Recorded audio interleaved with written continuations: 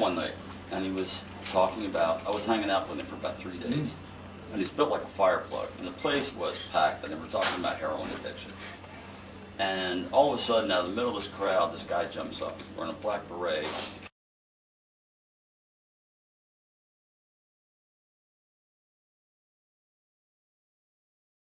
But I was at the Sun from the age of 19 in 1977 until I left there at age 41 in 2001. Why did you leave? I was offered a buyout. I could see that I'd been there a long time. I'd been there over half my life.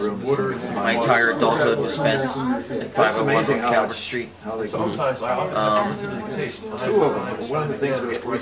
wanted to do something different. I was tired of chasing news, but mostly I could see that the industry was in decline, and I knew there wouldn't be too many more buyouts, and I wanted to make sure that I left the check. That's very, I think it's wise. The forced move. Well, a lot of people, my parents didn't think it was a very good idea because no one expected that the industry was going to tank as badly as it did.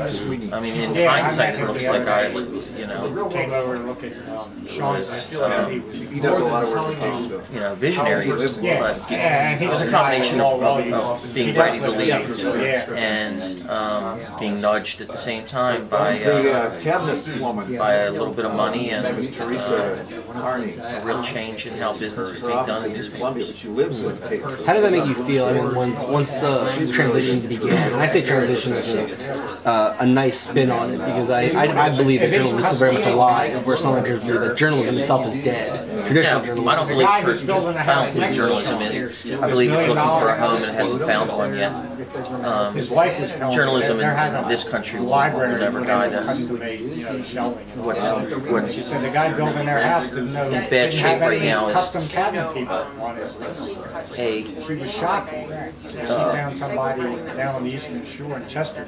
No, well, we're using Teresa because she was dependable vehicle to carry the journalism. A place like InvestigateVoice.com is breaking news every single day, sometimes on the hour, real news. News flashes, body found, suspect arrested, politician indicted, and it might have two or three advertisers. Brand, but it's a German dishwasher. How many people work in Investigative Voice? Really cheap because new model. 4. 2 of them are at this table. Alan down at the end is Alan Foreman is the copy editor and has been doing some stories. Regina Holmes is the editor-in-chief. Steve Janis is the around-the-clock hard news reporter, and I am the city columnist. Very cool. Very cool. So, I mean, what are your thoughts now on the industry and where it is going in terms of, like, my generation and how, like, what can we do to help preserve journalism in its true or traditional form? And it won't preserve it. It won't preserve it in its traditional form. Nothing is ever preserved in its traditional form. Just look at the designated hitter rule in baseball, which drives a lot of traditionalists crazy. Baseball is as American as it gets, even though it's not the most popular American sport, and it hasn't survived in all of its traditional forms. Yeah, I know. I can't imagine.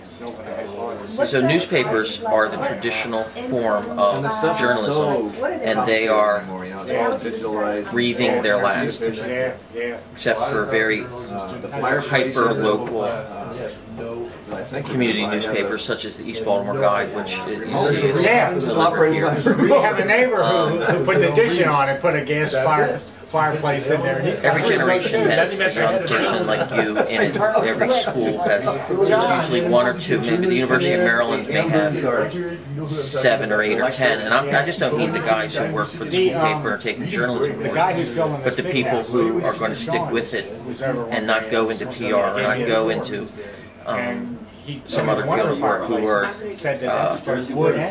natural-born storytellers who want to go. This might be bread. That's what it is.